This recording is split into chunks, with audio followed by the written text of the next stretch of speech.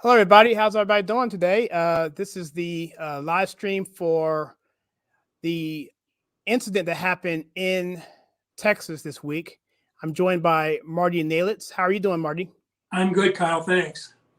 Very well. I hope you're doing well. And we have Nicole's going to call in. This is live. So what's happening is people, sometimes when things are going to be successful, Marty, we always have things like this happen, and so we had to bring Nicole on my phone because at the last minute her whole connection just crashed. So Nicole, are you available? Are you here? Can you hear me? I am here, Kyle. Thank you so much for having me. Okay, let's do a quick sound check with everybody live. So, Marty, can you hear Nicole? I can, Nicole. Hi, how are you tonight? Hey, Marty, I'm so glad to be on with you. Yay! Yeah, I've been looking forward to this. Yep, I think we have something going on here. So I'm gonna put the microphone somewhere with the phone where the microphone can pick it up, and hopefully this will work for us until she can get online. If she can't get online, we'll just go with this. And because Nicole, do you want to tell the audience a little bit about yourself and what you have going on at the Conservative Take? Absolutely. Thank you again for having me on, Kyle. My name is Nicole Kaufman. I am a licensed clinical mental health counselor here in North Carolina. And currently with the Conservative Take, I have my own show running about each week called The Right Therapist.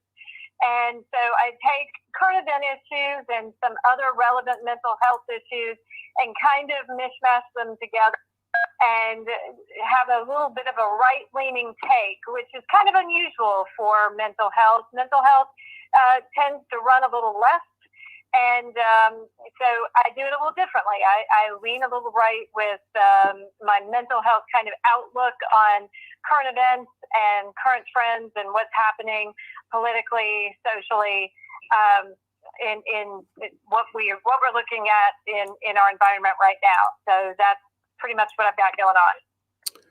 All right. Great. Well, thank you. So Marty, let me ask you a question. You have your own show on the Conservative Takes. Can you talk to the audience a little bit about what you want to, what you're doing here? Because I'm going to jump off and get this thing set up. So if you don't mind filling some time and then maybe introducing the audience to why we're here and because this is kind of your idea as well. So if you can introduce the audience again, who you are, and then say, kind of lead us next 2-3 minutes, and I'll come back and I will jump back in. Does that sound okay? Yep, that sounds great.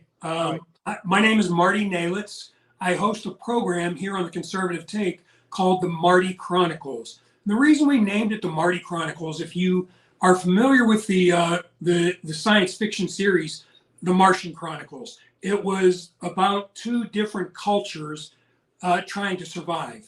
And I kind of have this sense that that's where we're at in America today, where cultures or belief systems are colliding. I am in Pittsburgh, Pennsylvania now. I lived in Denver for about 30 years, and for about 10 years, I was a talk show and TV host out there. Was involved with some of the think tanks in the Colorado area, and got out of it.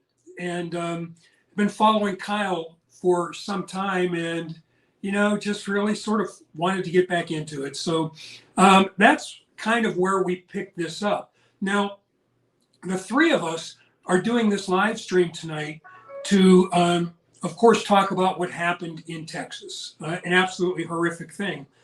When I talked to Kyle about it originally, my thinking was, you're all in the same place we are. Literally, as we were waiting to go on with you tonight, I was checking social media, and you see a lot of different conflicting reports. A lot of people now are questioning, where were the police? What did the police do? You're hearing estimates of this kid was in the building for anywhere from 40 minutes to an hour and a half. There's some dispute on that. If you haven't heard it, there is one more horrible piece of tragedy to go along with it. One of the teachers who died tragically, her husband had a heart attack today and passed away. They'd been married 24 years. They were high school sweethearts. It's just an awful, awful story from start to finish.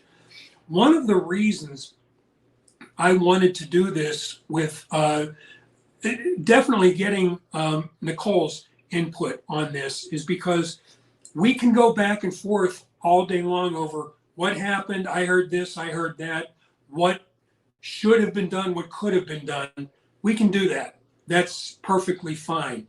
But at the same time, there has to be some question raised over the mental health of what's going on here. Now, Kyle, I see you're back. I don't know if you saw one of the graphs I sent you earlier today, but it showed the jump in these shootings. It went up from 2020 to 21. It went up 52%. There you go. And that was right at the time of the COVID lockdowns.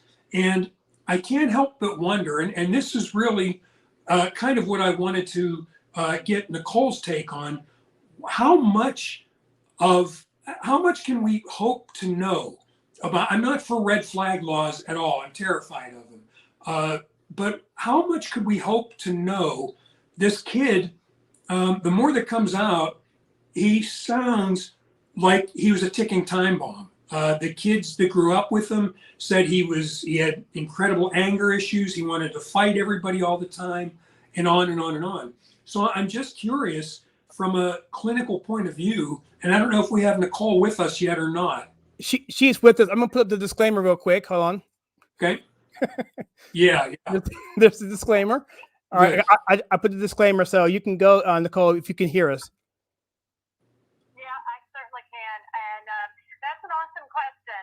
And yeah, the minute that I heard about this kid, my clinical gears started turning, and here's probably not to armchair psychoanalyze anybody when, obviously they aren't in front of me or I haven't done a specific assessment, but more than likely, given the reported behavior of this child, and I say he was a child, he just is 18, but, as a minor, more than likely he had what we would call conduct disorder, which is a lot of flagrant, violent, and aggressive behavior in a school setting. And so a school counselor or teacher would more than likely diagnose him with conduct disorder.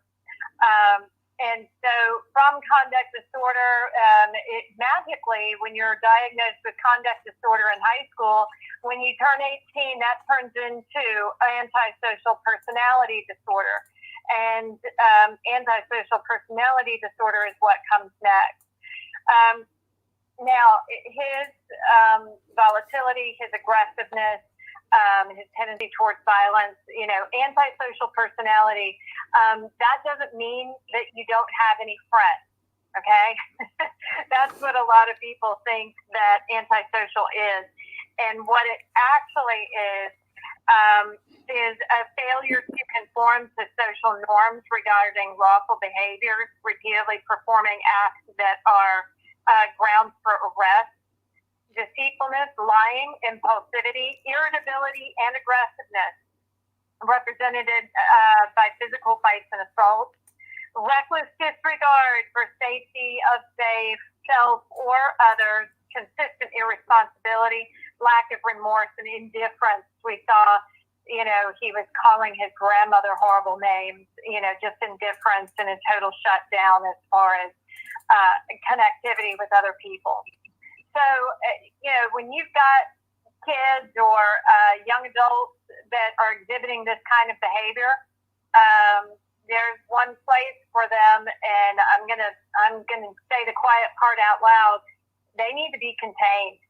They need to be contained in a juvenile facility, or at 18 or older, obviously they're going to go to jail. But the bird has flown for this child in terms of being able to reintegrate him into, society or into, a school setting or something like that, by the time he's 18 years old and has exhibited these behaviors. Wow. What's your thoughts there, Marty? Well, that's kind of what we've been thinking all day. And Nicole, I wanted to kind of go a step further. I don't know if you heard, if you were on the line yet when I brought this up. It seems that there's been a spike since the COVID lockdowns in these shootings. I think it said 52%. So my question, again, if you're just tuning in, we already put up the disclaimer. Nicole's not here to diagnose anybody or anything like that. I'm just curious, in your experience, would that make sense that I'm not making any excuses for this guy at all, but could that be something that we would be looking for moving forward? Oh, yeah, absolutely. There has been an uptick. Well, I mean, let's just look writ large at the nation and the uptick in violence, right? So if we just look nationally at the uptick in violence, just in general, across our nation, right? So that gets watered down. And here we are, we've taken away all normalcy for these kids over the year, over the last 2.5 years for most adults, right? Because of the lockdowns and masking and everything else. We've had a not normal society for the last 2.5 years. There has been something like 900 shootings in schools since Sandy Hook, okay? So school violence has been on a huge uptick, and specifically so over the last year and a half. We're going to see shootings in schools and violence in schools increase because these schools, and a lot of these, especially in these blue cities, they have removed school resource personnel. They've defunded, and so the kids don't get a school resource officer protecting them on the daily basis. We've seen an uptick in physical fights, suspensions, assaults on children, assaults on teachers. That's gone up in a lot of schools across the nation. I don't have specific statistics in it, but I can definitely say in my own hometown, with our Take Back the Schools initiative group that we have on Facebook, we are seeing there are several schools in town that day after day, and I'm not just talking about hair pulling and maybe slap fights, between kids. I'm talking about all out brawls between students. And the teachers are standing there watching for the most part. I mean, they're just watching. So we've got an epidemic, in my opinion, of violence among kids. And, all bets are off. I think it's for a variety of reasons, but, COVID definitely had a lot to do with it.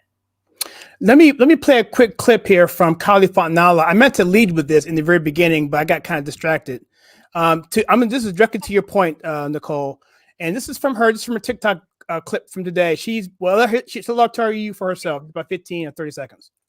As a former public school teacher of 15 years, I want to give you some insight on how schools are dealing with school shooting. When we receive trainings on how to deal with a possible school shooting, we are told that when a shooter enters into the classroom, we're supposed to throw books at the person or any hard, heavy objects. Because we know that schools are now gun-free zone and they removed all of the resource officers. Kids are not allowed to call their parents if they're in a school shooting situation because they don't want parents coming to the campus to try and rescue the kids. 50 years ago, if there was a school shooter, the whole community would be coming out trying to rescue the kids. Congress just voted for more security, and many of them were Democrats that voted for this. Yet they speak vehemently against protecting our kids with an armed guard. That deranged young man shouldn't have even made it past the door, and the lives of these beautiful children would have been saved. Nicole, that last picture there, she had a screenshot of all the kids that had passed. It's really emotional. Looking at that picture of those kids. What's your direct thought to that? Either you or Marty, jump in. What your thoughts are on that particular statement, based on what Nicole just said about security? Yeah, go ahead, Nicole. I want to hear what you have to say about it. I'll jump in right now and say she is 100% right. I used to be a public school teacher as well. And the irony is that we protect everything that matters in our society, from politicians to banks to, some shopping centers and retail stores with an armed security guard out front. And then when you walk up to a school, there's this huge sign that says, "This is a gun-free zone." So, I mean, come on. what are we doing here? And we call people in with guns to help us after an incident has already happened. And so, this is exactly, I agree with her 100%. We protect all facets of our society with heavy security that we care about. And those kids, it's like shooting fish in a barrel. I hate to say it, but they are trapped, and a school couldn't be a worse area to be in when you've got a mass shooter, because there's nowhere to go. There is nowhere to go. And I can tell you right there, right now, there is no plan. We're throwing books. We're trying to lock the doors. We close the windows. There's shelter-in-place exercises for a mass shooter, when we know that that's the last thing you should do, right? So, yeah, she's exactly right. And to your point that it's emotional, Kyle, I have cried twice today. I cried twice. I cried this morning when I heard about the parents standing outside of the school, and then I saw the Twitter footage later, and hearing the pain voices of these parents as they stood outside and waited for something to happen. The latest information I have is that there was an hour between when the police were called and when they stormed the building, or they actually went in to try to go after the mass shooter. An hour is way too long. They did not have a tactical plan as to how to go in after this mass shooter. This is absolutely tragic. I'm trying to pull up the actual article here that we have. Go ahead, Marty.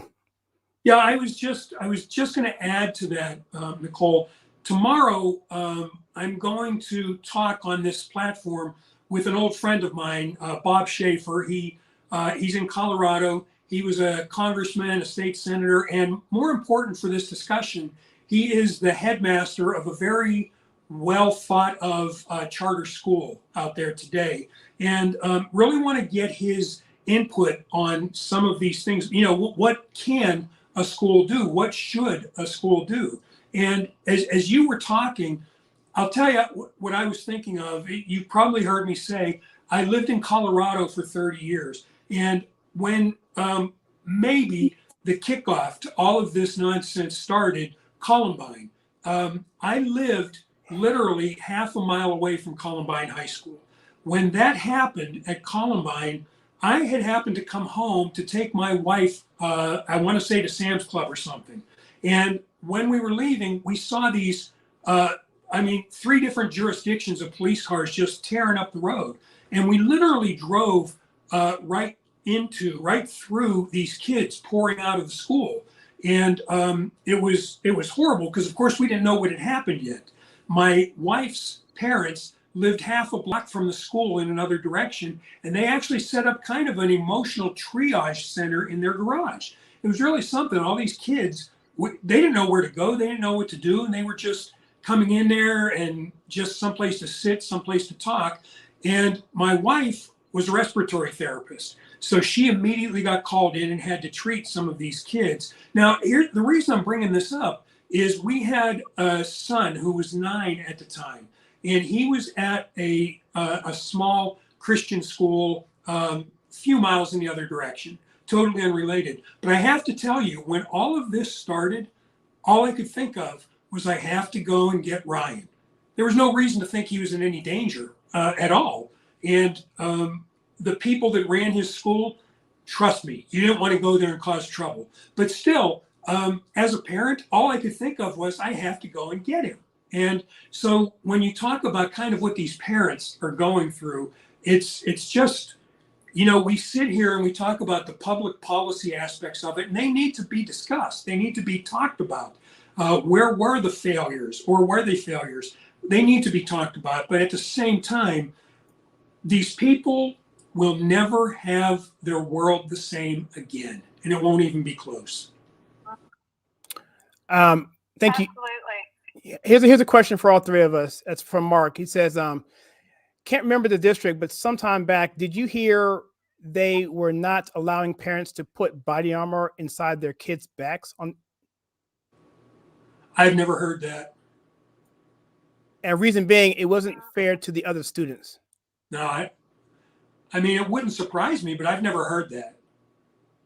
Oh, I see. So in other words, I guess if you're a parent, just have your kid go to school with, like, kind of like a cop does. He goes to work every day with a bulletproof vest on. So why can't a kid, if your parent wants him to have it on? So and the Mark's point, he's like, if that were the case, why wouldn't it be the kid's choice to do that? Right. Yeah. Now, I don't know if either of you know this. There's a company that makes this non-lethal weapons. It's called Byrna, B-Y-R-N-A. I'm not advertising for them or anything. They actually make a backpack that pulls over into a vest. They sell that, on their website. So if I had a kid in school, I would give that some serious thought. That it's not a bad idea. Actually, he meant backpacks, by the way. Yeah. I mean, I have never heard what you said, but wouldn't surprise me. Wow. Okay, cool. So I have a lot of material. I don't like I'm rushing through here. Is there anything we want to talk about in terms of safety, or because eventually I want to get into some of the mental health, but I think we've kind of covered that a little bit. But I have some memes that I had basically just looked at, and I want to just bring up and get your reaction to some of this stuff. Someone brought up Barack Obama. I'm gonna get to his stupid statement in a second here. But there's one here that I'm gonna pull up. Let me remove this comment. Sorry, guys. I got a lot going on. Let's see. So this comment here says, this is interesting. This is basically James Woods responding to a person who criticized the Second Amendment, saying, I'll just read it out loud here because you can't hear it, Nicole. This person, Senator Feinstein, the one who has the Chinese spy driving around for 15 years, that's no big deal. Also, the same woman who had pay for play, but then they go after Richard Burr in North Carolina. Don't go after her. So that's the same woman. Today, we have 15 million assault weapons, so-called assault weapons, in the U.S. These guns are modeled after military weapons and then sold to civilians. For what? You can't use it for hunting. You don't need it for defense. What do we need it for? And of course, our buddy James Woods said, luckily, the founding fathers, in their extraordinary wisdom, made it none of your business, Senator. So you want to talk about the Second Amendment a little bit here, guys, on this? We want to talk a little bit about gun grabbing, just to kind of touch the bases on that, because I know people are talking about it. Well, it's going to come up. And Nicole, one of the things I have fought for years, the Second Amendment says, to paraphrase it, the right of the people to keep and bear arms shall not be infringed. And for years, my frustration has been the people that attack the Second Amendment, if they had any, I don't know what the word is, ethics, or any, if you could trust them at all, the debate would be over what the definition of arms is. If you want to have a debate over whether a bazooka is an arm, let's have that debate. But the people who want to attack the Second Amendment, they always want to go after the word infringed. And if they had any ethics at all, infringed means shall not be infringed. It's real simple. Like I said, if you want to have a discussion over what an arm is, I'm okay with that, because that's pretty simple too. But it's hard. Sorry, I got off on a tangent there again, but my point is, it's difficult you can't have a discussion on the Second Amendment. In my opinion, your opinion has to be, no, we're not doing it. Because, guys, what are we doing today? We're shipping arms to the Ukraine so that they can fight tyranny, or at least that's what we're told. So we're shipping arms to people to fight what we were born with the right or the ability to fight. It doesn't make any sense. So anyway, when it comes to the Second Amendment, my opinion is it has to be a hard pass. No, I don't want to have discussion, unless you want to talk about rolling back the Brady Bill and different things like that. I'll talk about that. But as far as more stuff, I'm not in on that. I want to get Nicole's take on this real quickly, but before I do that, I want to just jump in there. You mentioned Ukraine. Can you reiterate what you said about Bob and his experience with Ukraine? Would that be a question that you ask him tomorrow? You just tell the audience a little bit about people who just called on late. Oh, yeah. Bob Schaefer, longtime friend of mine. He, among other things, he was a U.S. congressman from the 4th Congressional District in Colorado for a while. And while he was there, he was the co-chair of the House Congressional Ukrainian Caucus. His mother is a Ukrainian immigrant. So it's a place that was near and dear to him. He had been in on firsthand on some of the treaties that had gone in over the years there. So very theoretical, hypothetical, I read this. I mean, Bob's been on the ground in the Ukraine a number of times. And like I said, he's got that, it's where his mother's from, so he's got that sort of attachment to it. That's a quick plug for tomorrow's show. So I just want to get that out there because yeah. So Nicole, what's your thought on what he said about the Second Amendment and the hard pass? Well, I think it is completely disingenuous to think that law-abiding citizens need to, or I'm sorry, let me walk that back. I think it's completely disingenuous to think that this 18-year-old kid would have been deterred by any gun law whatsoever. I think that you heard all the politicians just carping like seals in the last 48 hours that we have to do something. We have to do anything. Well, what? They're not even proposing anything that has any real substance. So what? I mean, if somebody's going to get a gun and go in and do this, they're going to get a gun. They're not going to say, oh, well, they put this law in place, so I guess I won't do it. I mean, these people are far beyond law-abiding citizens, and why would we want to punish those of us who are law-abiding with and are buying and using guns in whatever way or fashion we seem, we so choose, but lawfully? What are the gun laws doing for Chicago, who has the highest murder rate, and I don't know how many shootings they've had in Chicago? But are they doing anything, that is influencing that or bringing that down or preventing crime necessarily? They can't even come up with any kind of policy. And I think it speaks to a larger issue that we have a Democratic Party right now that has no messaging, none at all, going into November elections, and this is just the flavor of the week to seize upon. Because last week, I'm old enough to remember when the kitchen table issue, according to Nancy Pelosi, was Roe v. Wade. I guess this week it's gun control. So, I mean, we've got a complete political party searching for votes and searching for, the base that is vastly evaporating. And I think this is just another talking point of the week. But to think that any kind of public policy or new gun law would have deterred this is absolutely stupid. It is ludicrous. There were so many failures along the way for this kid that it's like thinking, well, if you have a Ring camera on your door, then nobody's going to break in. If somebody wants to break in your house, they're gonna break in it. They don't care whether you have a Ring camera or not. Absolutely right. And in fact, what you guys should know, if you guys are new to the live stream, I know Mark knows this, and Mark, you might not know this either, but when you comment, I go through and read them, and the ones that need attention, I'll star them and we'll get back to them. And so to that end, I'm gonna go back to a couple of these. I went through them quickly. I want to just go through some of these comments because some of them are really, really, really good. And dealing with this issue here.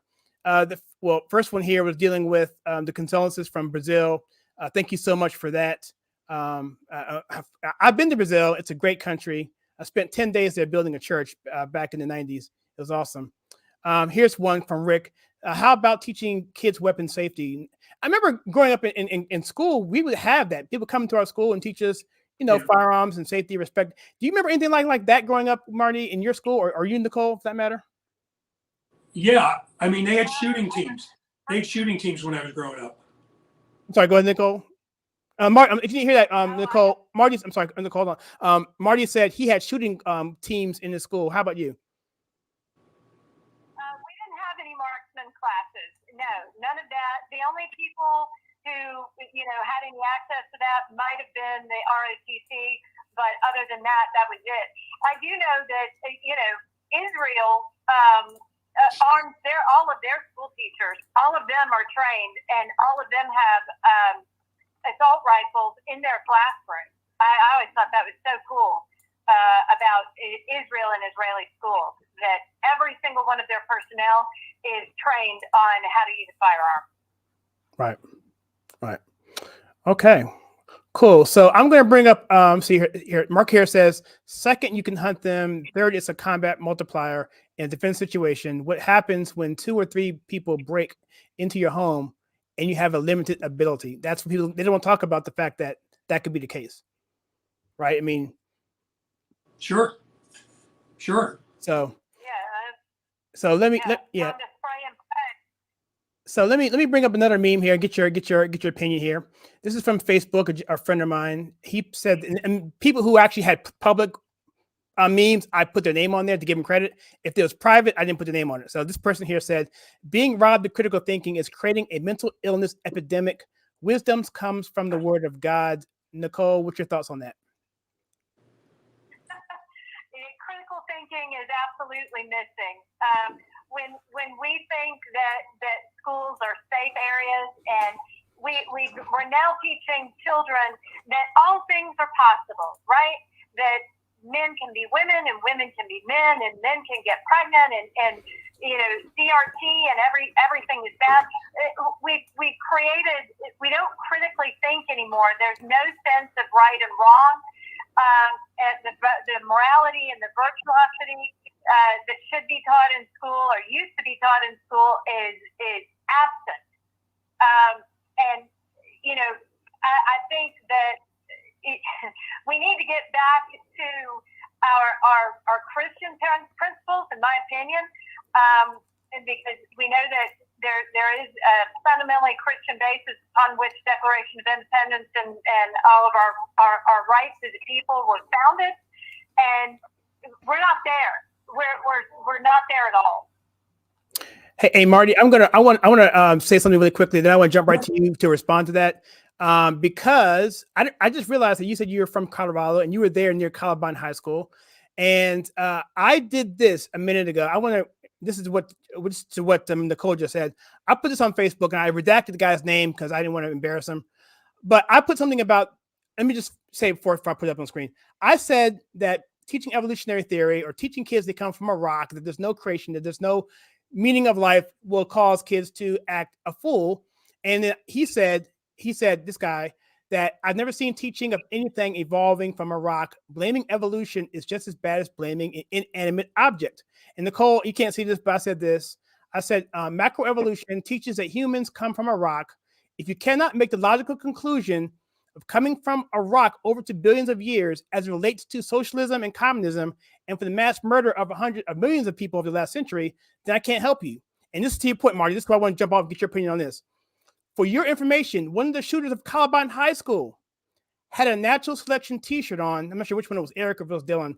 But they were atheists, and they shot those kids on Hitler's birthday on purpose. Marty, your thoughts? Well, one of those kids, I mentioned my in-laws during that time. One of those kids lived across the street from them. Oh my gosh. Wow. My father-in-law at that time was career military and retired, and all that goes along with that. So they had news teams knocking on their door because they wanted to hear something about the people across the street. And my father-in-law would go out and cuss them out, you know, and kick them and say, get the heck out of here and stuff like that. So that's, you know what, that I've read that. I have not seen that. I don't know if that's true or not. I do know those two kids were dressed in goth, you know, long black coats and things like that. And I'll tell you something interesting, Kyle and Nicole, that like I said, I drove right into that. We were listening on the radio, and the first reports from the kids first coming out of the school said there was 3 of them. There was 3 shooters, and that went away after about 2 hours. But the first half dozen kids that came out said there was 3 shooters, not 2. So those kids were jacked up. They were. Now, this actually kind of goes towards something I wanted to kind of get Nicole's thoughts on again. They were on, both of those kids were on heavy antidepressants, Ritalin, things like that. And Nicole, I had read something. I want to say it's from the WHO, but I could be wrong. This is of several months ago, saying that there are 70 million Americans being treated for anxiety and or depression out of a population of just over 300 million.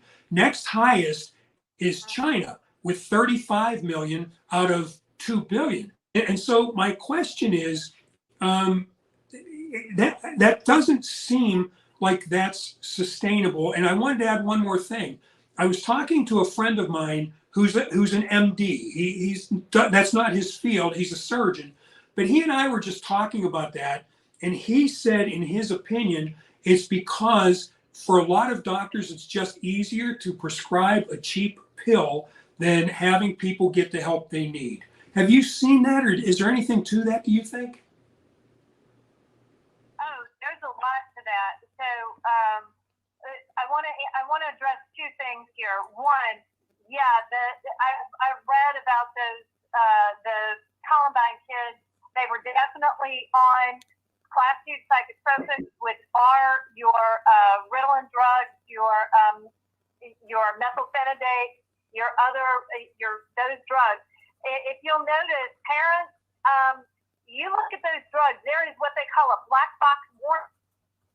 Drugs, any class 2 psychotropic will have a black box warning on it. And that says basically that these drugs do side effects that can cause homicidal or suicidal ideation. All right? That is the drug company's warning that these drugs may mess your child up more than they're going to help you.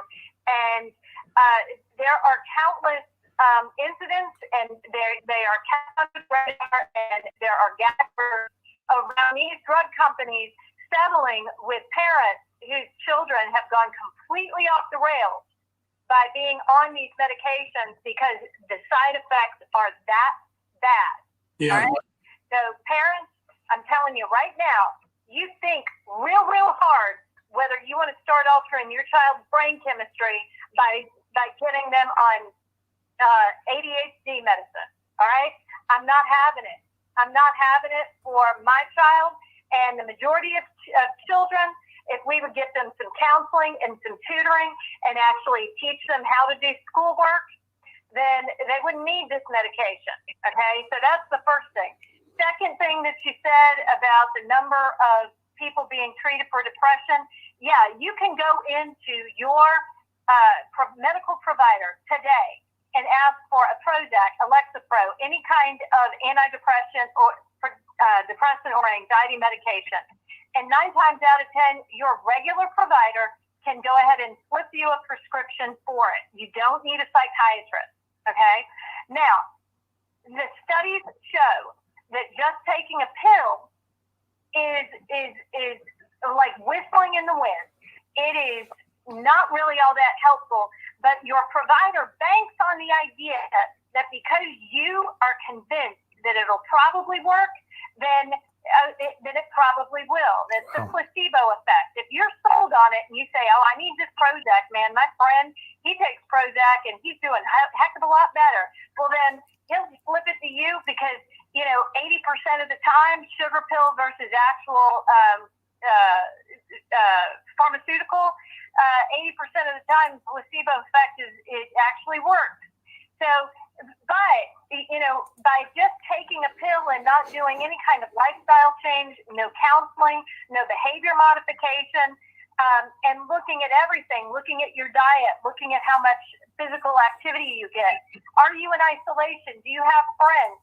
All of these things go into the idea of being socially and emotionally stable. And if some of those things are missing, then there's not a thing that a pill could do about it. Amen. Well said. Well said. Marty, I did a quick search on that Natural Selection. He did wear the shirt, but there's a mystery in terms of what it meant. There's a video game called Natural Selection, so that they think it could have been that as well. So, okay. So it is ambiguous. Yeah. So, but anyway. And those kids were obsessed with video games too. I mean, violent video games. We know that as well. Right. Interesting. So I'm going to segue into Obama and Mark Jackson here.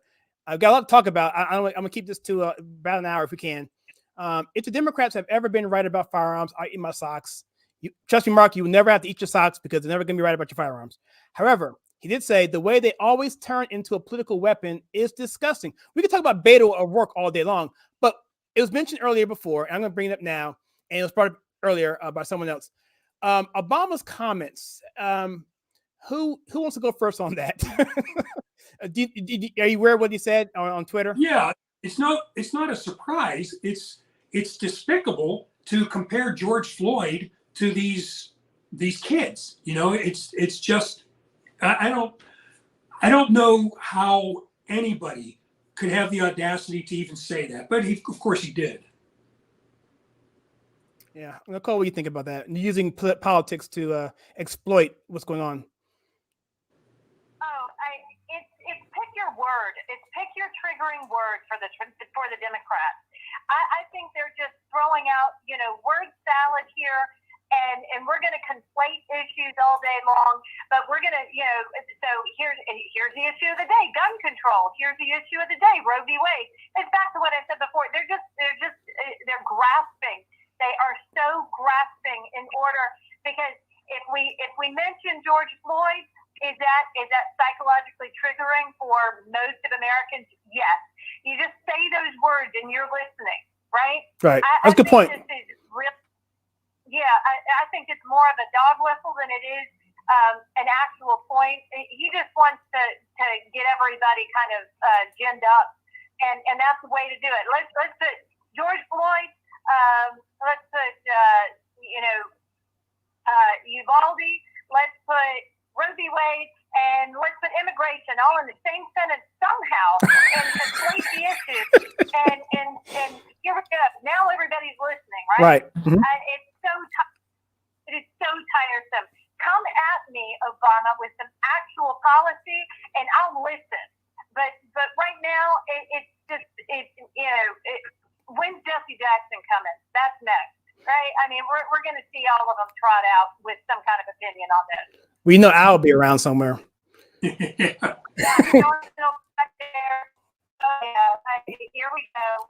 got a tour. Yeah. I got this on the screen here. This is Jesse Waters from Fox News. He had a quote here. He said, "We're spending all this money hiring critical race theory consultants. How about hiring school therapists instead?" That kind of goes to what you're saying about this critical race theory. I mean, I kind of jumped the gun there a little bit, but the whole George Floyd thing, there is nothing more. It really goes back to the Black liberation theology. It goes back to, I guess, the 60s, right after really what it was I found a good history lesson here. You had the civil rights movement, which is predominantly Martin Luther King and his movement. And then you had Malcolm X. They were kind of doing a different kind of angle there. But then after, the March on Washington, and a little bit later after Malcolm X went to Mecca, came back, King and Malcolm X were coming more together. King was becoming more disillusioned with he's going more to labor and poverty as being an issue, and Malcolm X was looking at it as less racial but more economic and whatever. And so out of that sprung Black liberation theology, where they wanted to merge the two of those ideologies together. So you see the world through the lens of racism. And then that's where you had Obama come through there. And then that whole mentality was about denigrating and infiltrating anything good, dealing with what perceived as being white, making it bad, and then reversing on itself and making a victim class and making everyone else feeling guilty. So with that being said, mentioning George Floyd, do you have anything to say about Marty, in terms of George Floyd and the impact of what that incident happened to, and even before that, even Trayvon, to what we see now in terms of just a heightened sense of, like what Nicole was saying, of buzzwords and dog whistles and all kinds of stuff that's just being used just to politicize something for political gain? Well, some of that is a result of social media. You know what I mean? It's so much easier today than even 10 years ago to cause a ruckus. Everybody has a camera. Everybody has access to social media. So I think that's a big part of it. At the same time, what's a little bit disheartening, you mentioned Malcolm X. I've read his autobiography twice and really got a lot out of it. I I really, really encourage people to read the autobiography of Malcolm X. I encourage people to go back and look at those civil rights movements in the 60s. This is at a time when people were genuinely being discriminated against over stupid stuff. You can't eat at this country. I mean, it was real. It was real. But think back to those parades and those demonstrations. What do you see? You see well-dressed men and women. The men are all wearing suits and ties, carrying American flags. And they're saying, this is our country. You know, this is our country. And it was good. I mean, that had to happen. You know, guys, we're coming up on the Juneteenth, celebration. And I know it's a holiday now, but I've said for years, Juneteenth should be a holiday. It absolutely should. Because if you start the American clock, the American calendar running on the 4th of July with the Declaration of Independence, and then you go through all the other holidays, through Thanksgiving, Christmas, et cetera, et cetera. And when you come up past Memorial Day, of course, which we're coming up on to honor those that didn't return from wars, and then you get to Juneteenth, which was the final delivery. It was the final pronunciation of, yes, all men are created equal. And it was an important thing. I know a lot of people say, well, it was just symbolic. Bullcrap. Juneteenth is something we should all celebrate because what started with the Declaration of Independence finally got to its culmination on Juneteenth, where they said, yes, we are all free. All right, I'm going to shut up now. I went too far. No. That's what it's the promise. It's the promise deferred, right? I mean, because yes, Jefferson had it in the Declaration of Independence. I can go on a history lesson there. I'm not going to do that. This. And so, we should do another live stream just on that. I appreciate that. Yeah, I've known about Juneteenth since I was in college because I went to a Black university. So I knew about Juneteenth for a long time. And it wasn't really a big deal. I think what happened was they were trying to use Juneteenth as a battering ram.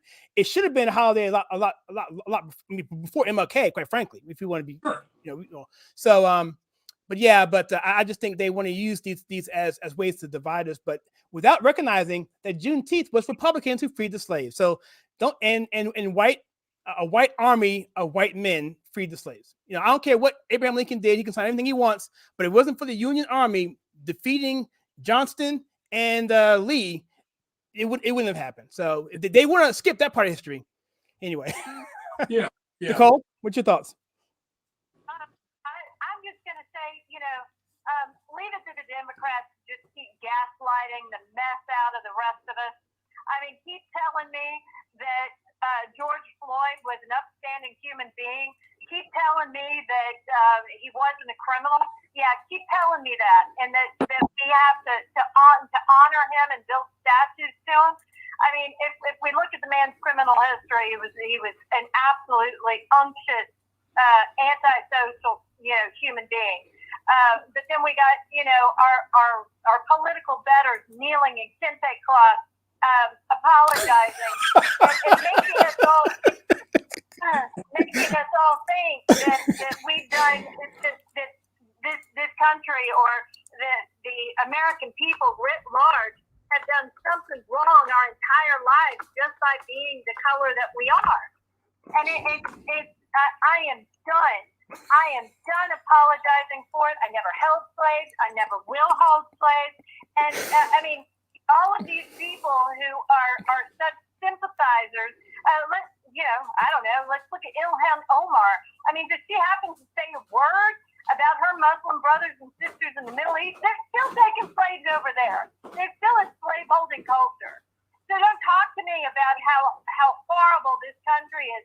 Even Stacey Abrams saying that Georgia is the most horrible place to live because why? You have to have voter ID?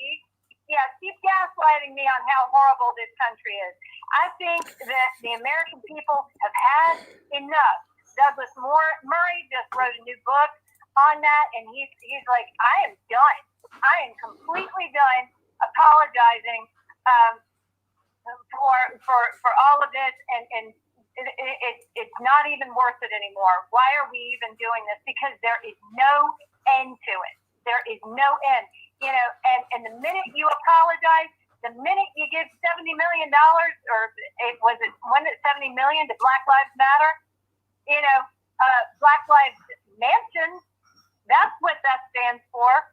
They went and bought homes with it. What have they done?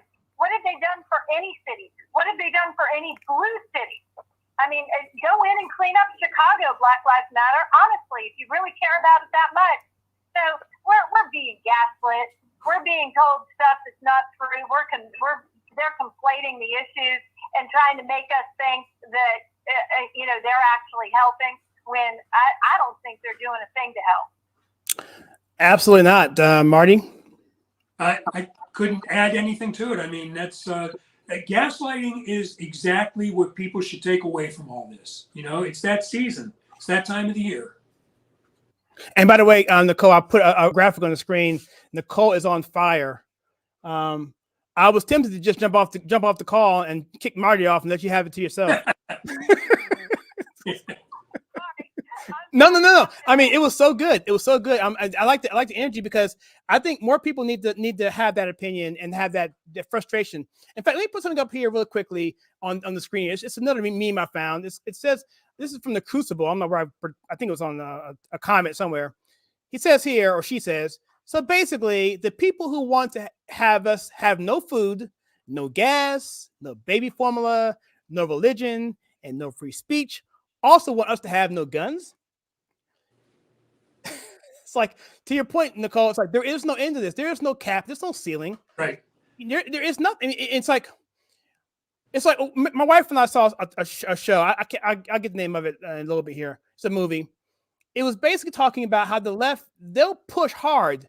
They'll push hard on maybe 10 feet, and then we'll push back, 9, but they already got ahead 1 foot. Yeah. And they'll come back again, this time at 7 feet, and they'll come back. Next thing you know, they made up those 10 feet over the course of time. They're playing the long game. And it's just, we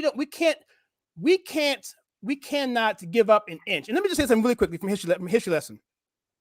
James Madison, who wrote the Constitution essentially, basically went back on that and went to a states' rights position where he and Jefferson were together in the beginning.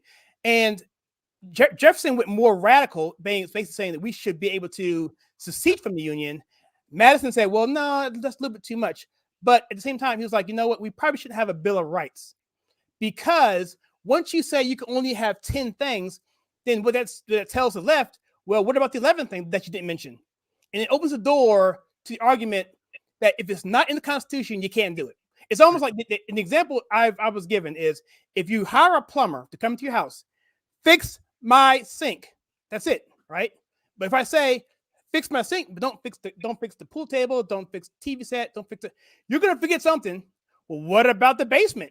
You didn't mention the basement until they get in there. So what are your thoughts on, well, I guess that's more arbitrary, Marty, but in terms of letting people in a little bit, how dangerous is that? Is there any way we can get back to the basic fundamentals of what the Constitution is about? Essentially is, if it's not in the Constitution, it delegates to the states in the 10th Amendment.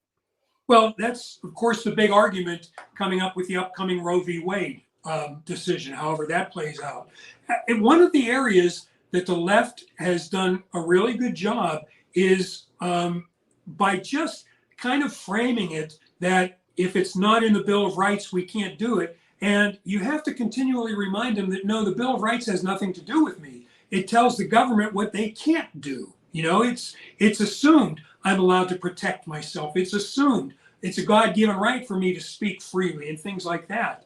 So it's unfortunate because, people on the right, by and large, don't want to be activists. You see these ladies across the country that ran for school board. That's not what they want to do. They want to raise their families. That's what people on the right want to do, but you have no choice because, number one, I'm sorry, there's no other way to say it, but the left hates us. It's not a principled disagreement on policy. They hate us. They don't want us around. They don't want us to have anything. So you have to realize that, and you have to be committed to, whether it's for my kids, my grandchildren, for whoever it may be, you just have to be committed to I don't want to fight, but I have no choice, because they are committed to fighting, period. And every time the right doesn't fight, they'll take that space. If you say, I just don't want to fight about that, fine, Right. we'll take that. And then you have that much more to have to try to overcome it. I don't know how it switches. I don't know. I really don't. I mean, I think the Roe versus Wade thing, if it turns out that they do, abolish Roe versus Wade, of course, that doesn't eliminate abortion. It goes back to whatever the states decided it was. And so you could have a Texas, an Oklahoma, wherever, where you say, you know what, I can live my life here on this, and honestly, if that's the case, that could be a big thing for states' rights, for a state like Oklahoma that has absolutely nothing in common with Massachusetts, nothing, and maybe you can coexist that way, because secession is so pragmatically hard, it's just, you've got universities everywhere, you've got multinational businesses everywhere, you got the Federal Reserve. You think the Federal Reserve, which is a private corporation, is going to stand by while 10 states secede and say good luck with your debt? It's not going to happen. So the best thing that could happen in terms of being peaceful is that Roe versus Wade gets abolished. And I personally, I've said this before, Kyle, that in my opinion, it should be the role of the federal government to protect every life. And that includes those that are preborn. That's my opinion. I don't know how that's going to play out. So the next best thing is if you have states, Oklahoma, Texas, Florida, whoever, where they say this is not going to happen here. And you know what? People might start liking that. And people might take their abortion vacations in New York and Illinois and California, and they might like it there and stay there. And maybe we could coexist with half the country living here and half the country living there. I don't think so, though. Hey, and Nicole, I want you to comment on that in a second, but there's a direct comment to you. I want to bring it. I got it on the screen right here. I'll read it to you. It says, Nicole, this is from Mark Jackson. Nicole, they won't come to Chicago. That's where I live. They march into the South Side with their nonsense. They'll never walk out. That's not an exaggeration either. So you can comment on that if you want, but if you want to talk about what Marty said about Roe v. Wade and the 10th Amendment, go for it. I mean, at this point, BLM is the biggest grift that ever was perpetrated on American people and the American corporations. It is a grift of monstrous proportions, and it bought most corporations absolutely nothing. So many corporations donated hundreds of thousands, if not millions of dollars to that organization, and they have gotten exactly zero in return for it. So I think it's just the biggest grift, and if anybody gave $5 to BLM, then, you should have just set it on fire in front of yourself, because that's about as much good as it's going to do, as much good as it will ever do with that organization. You just threw it down a rat hole. Oh, my gosh, you're so right. Well, I'm going to wave a handkerchief. I mean, like I'm in church. Great. So, secondly, I feel like, yes, I agree with Marty. They hate us. They hate us on principle. They hate us that we don't agree with them. Not that we have separate opinions. They hate that we don't agree with them. And I think the way to go after it now, as far as in, growing our Republican presence and Republican base, I mean, it's a culture war now. It's an absolute culture war. And so now that we've turned the flashlight on to American public schools, and I go back to Glenn Youngkin in Virginia as the illustration for that, just to me blew the lid off what is happening in public schools everywhere, from what is being taught to school violence. Because remember that school board meeting with the father that got arrested and basically hogtied there in the school board meeting because of what happened to his daughter. So we've got a situation situation in these schools now. And yeah, we've got parents coming out of the woodwork because they were standing behind their kids when they were sitting there online and doing online school. And for the first time probably ever, they were exposed to exactly what was being taught, and the exceeding mediocrity of a lot of school instruction. And that was never so apparent as during the lockdowns during COVID. So now we've created a whole base of parents that are mad, and they're not having this anymore. Public school enrollment has decreased by 1.2 million. People are getting a clue, and they know that this isn't going to change anytime soon.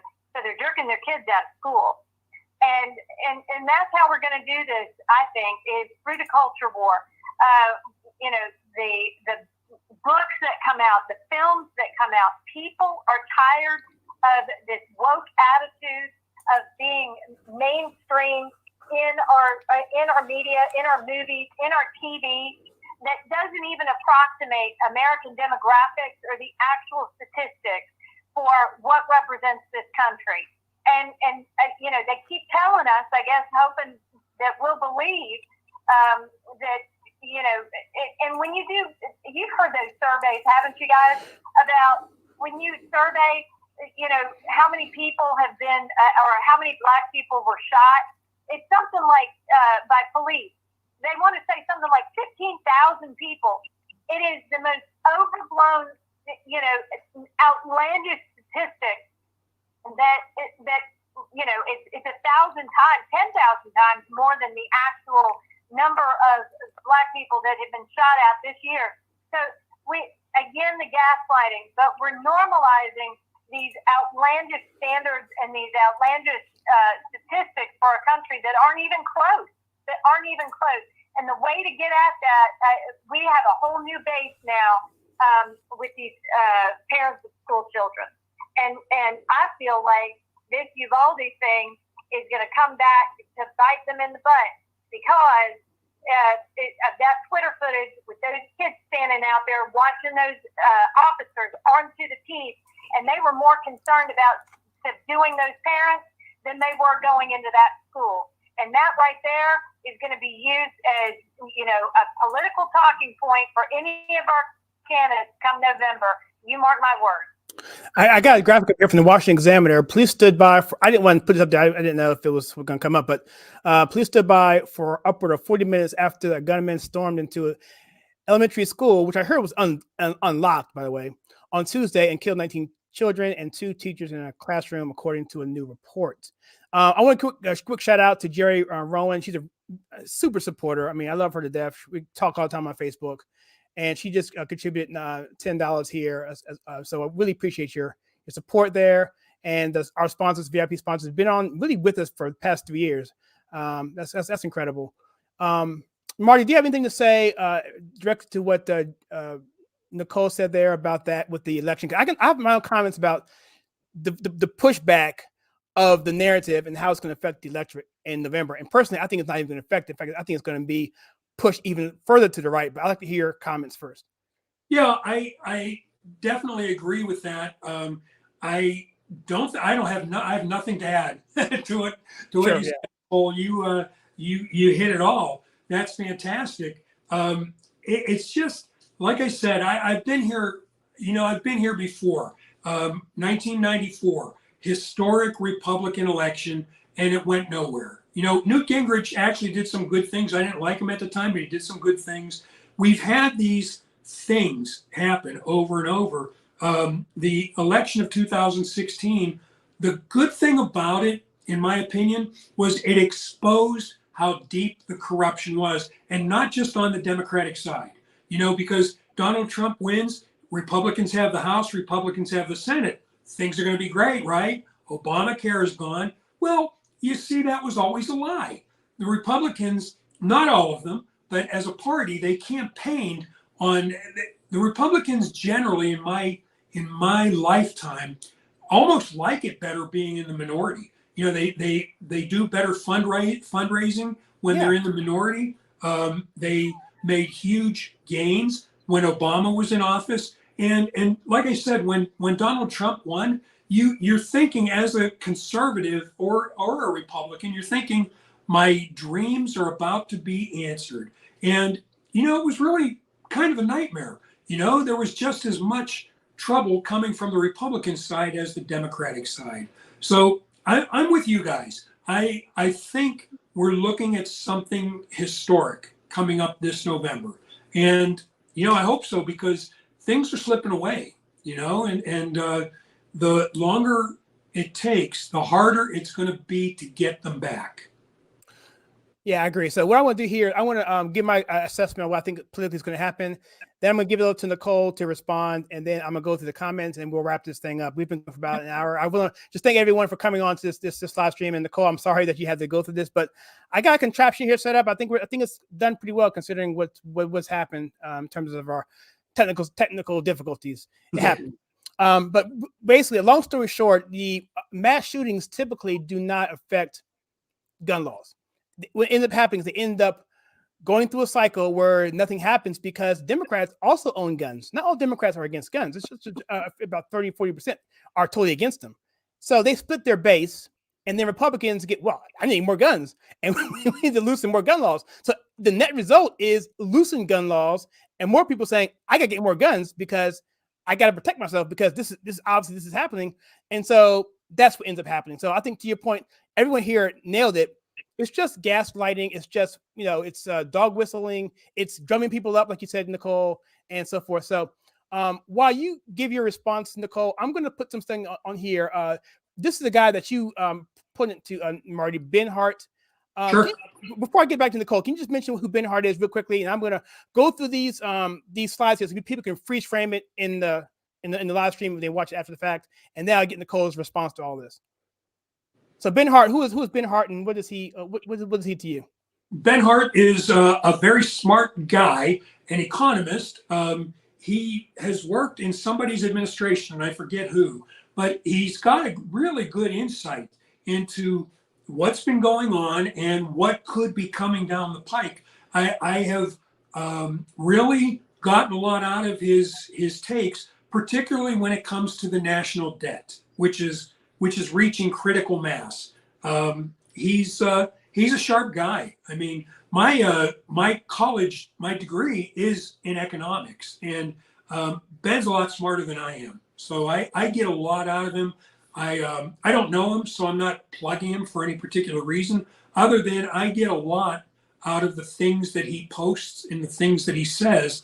I don't typically see him coming back the next day saying, yeah, I was wrong, I shouldn't have posted this. He typically seems to, have things pretty figured out before he posts them.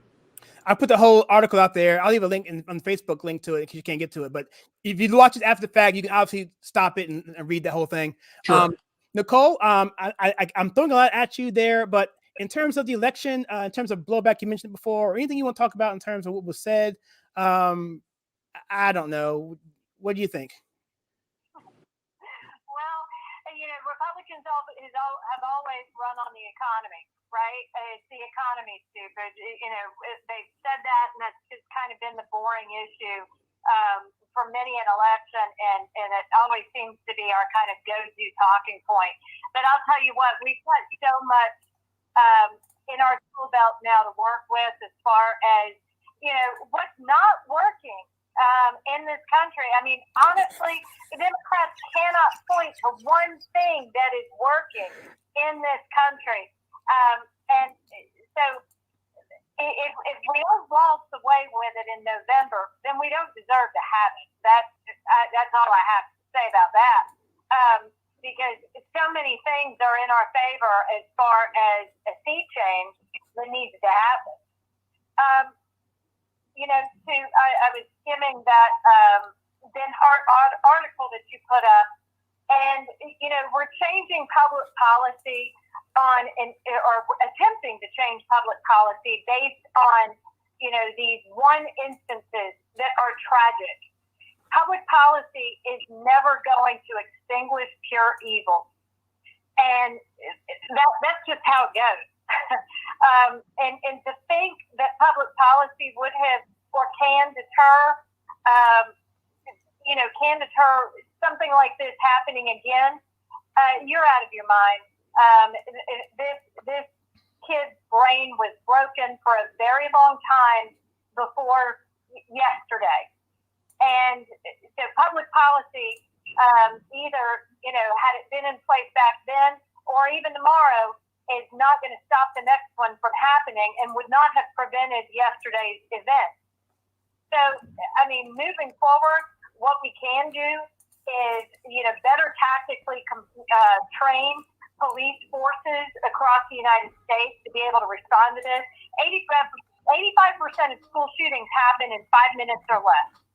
So there needs to be more preparedness among law enforcement, more preparedness among school personnel. And sure, let's hire more school counselors, but you're talking about 1 or 2 school counselors in a building responsible for what, 300, 500, 600 children? It's an impossible task to really keep a watch on these kids and their development. So there's a lot that needs to happen, obviously, in terms of training and preparedness here.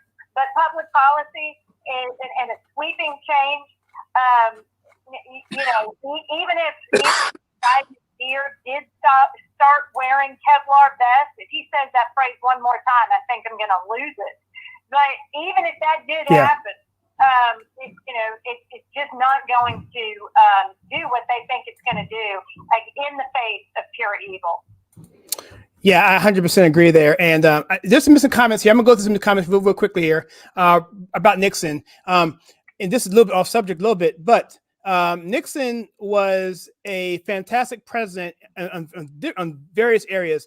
Not that he didn't make mistakes, obviously, but comparatively speaking to today, he's like a saint. Let's just call a spade a spade. But Nixon was excellent on civil rights. In fact, I did a video my first year here, why the Southern Strategy is a myth, and the Washington Post complimented Nixon on his civil rights advancements and what he did for that. And it's just in Philadelphia he did. And so I don't want to hear anything about Nixon being a bad guy, whatever. Never so perfect, whatever. But based on today, he's a saint, man, in my opinion. You talk about Obama and Biden. Come on, give me a break. Anyway, what do you think about Nixon, Marty? I'm going to wrap this up a little bit, but you will comment on that, and we'll give it back to Nicole, and you guys can close this out at some point.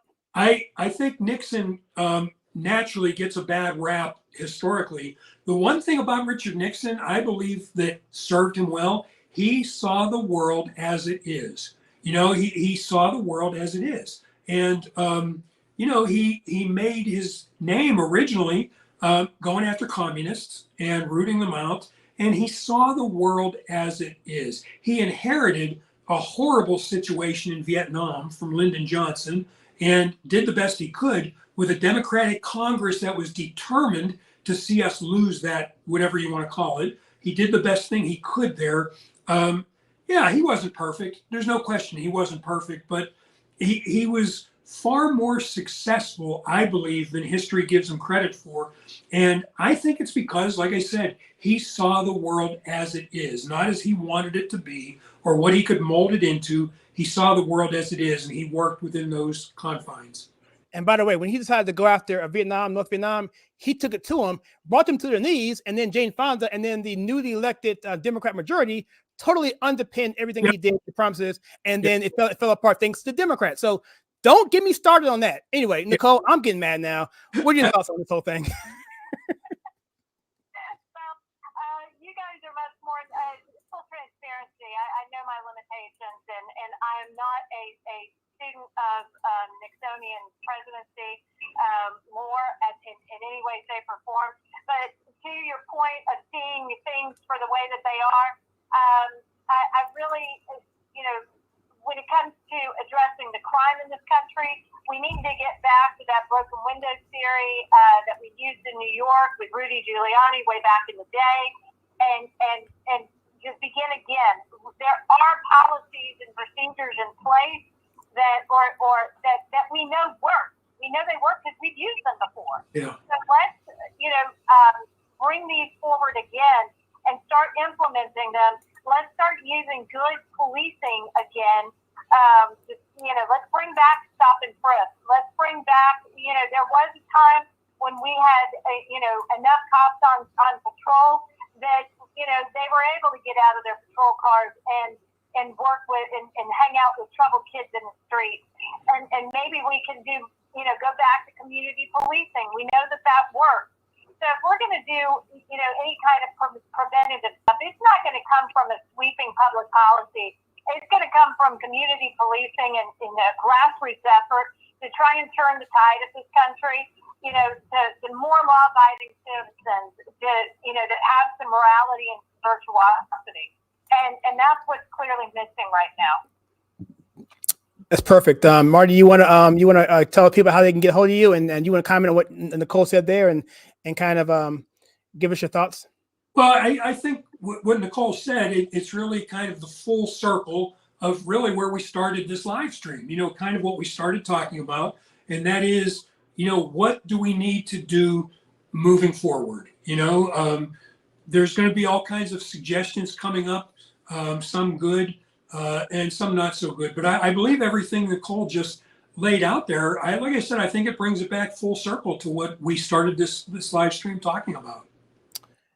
And Nicole, I'm gonna give you the last word. Marty, do you want to tell people how they can get a hold of you? What's that? You want to tell people how they can get a hold of you? How they get? Yeah. Oh, through Facebook, through I'm on Twitter, I'm on Truth. Just my name, Marty Kyle, at any of those places. Okay, fantastic. I'll give a graphic in the bottom in the comments. And Nicole, how about you? Since this was kind of, we needed you because we need the mental health aspect of it, so you wouldn't get, I wouldn't say sued, but I mean, at least be responsible because you have the experience at this. So can you tell us, the theme of this was why our mental health for our children matters. Can you close us out there and at the end tell us how people can get a hold of you? Certainly. I mean, and we've got to get these kids back on track. The fact that they're back in school is,